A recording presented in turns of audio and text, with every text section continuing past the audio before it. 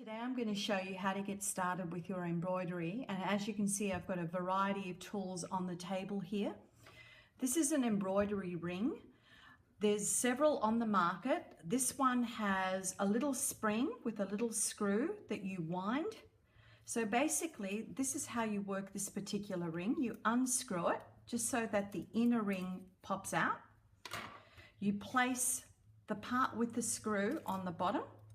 Place your fabric over the top, place the inside of the ring on the inside and gently push it through. Then what you can do, if it's a little bit loose here, you can tighten the spring a little bit. You want it so that your fabric is nice and flat, and there's many benefits of using a ring, some of which you'll find out in later videos with my embroidery tutorials. So here's the ring, it's secure, the fabric is nice and tight. Next thing we have is our needle. This is a sharp needle, meaning that it has a sharp tip that can penetrate the fabric. If your fabric is fairly wide, you might want to use a blunt needle. Okay, I've got my embroidery thread. This is my embroidery thread, how it comes packaged. You simply pull it out. You take an arm's length. So this is my working hand, my right hand, to my opposite shoulder. No longer than that, because I find that the thread will get knotted and it becomes very frustrating when you're sewing. So with our thread, you normally have 6 strands to the thread. Now you can use, if you want a lovely thick texture in your sewing, don't split the thread.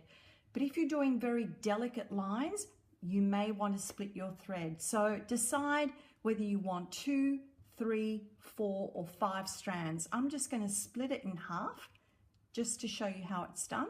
And there is a little bit of a trick to doing this. It helps if you have a partner. I'm going to ask my partner here to hold the bottom of the embroidery thread. And basically you can see how much easier it is when you have someone. Now let it go for me, Alana. Thank you, let it go. It'll untwist. Now Alana, grab the bottom again and then continue to pull the thread apart. There you go. Thank you, Alana. So I'm now going to thread my needle. I've got 2 strands here. I advise not using one strand because you'll find that the thread will break. So I always cut the end of the thread. I get a nice blunt end. I then pinch the end between my thumb and my index finger, and instead of putting the thread through the eye of the needle, I do the reverse. I actually push the eye of the needle into the thread, and I find I thread the needle more easily. Okay, so here's my thread. Now you can either bring the other half down if you want to double the thickness of your thread. So in this case, if you want 4 strands, bring it all the way down. If you want just 2 strands for a very delicate line, bring it halfway up, just like this. As you stitch, you'll use more and more of the thread, so you've got to continue to bring this halfway up.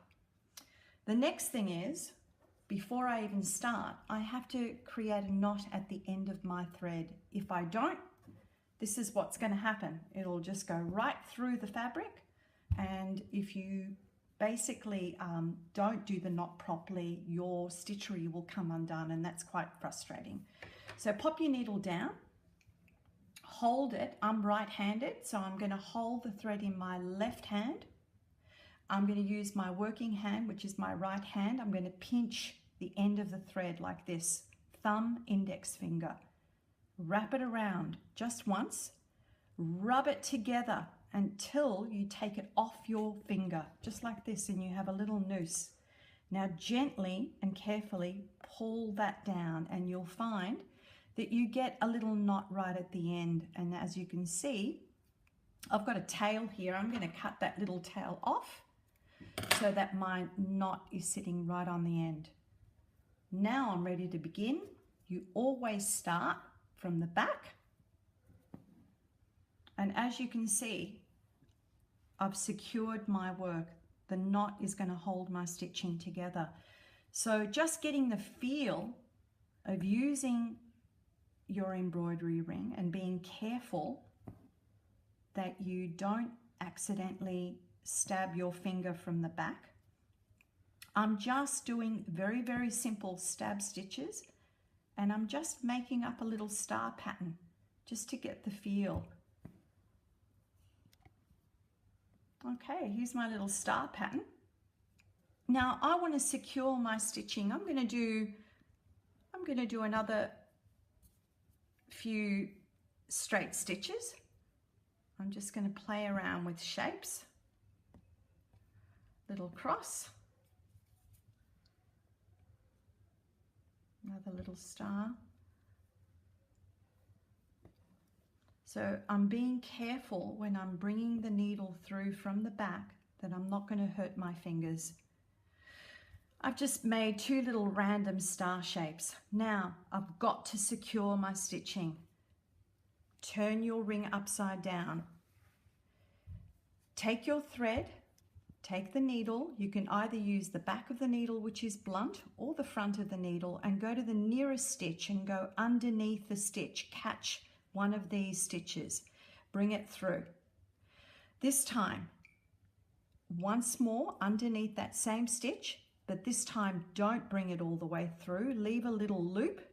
Take the needle through the loop, and here's my first knot. Gently use your other finger, push it down towards the canvas so it sits flat. One more knot to secure underneath the same stitch, through the loop. Use your other finger, draw it very, very carefully so it's nice and tight into a little knot. Always cut 1 centimeter away, and I've secured my stitches for my two little random star shapes. Thanks for watching.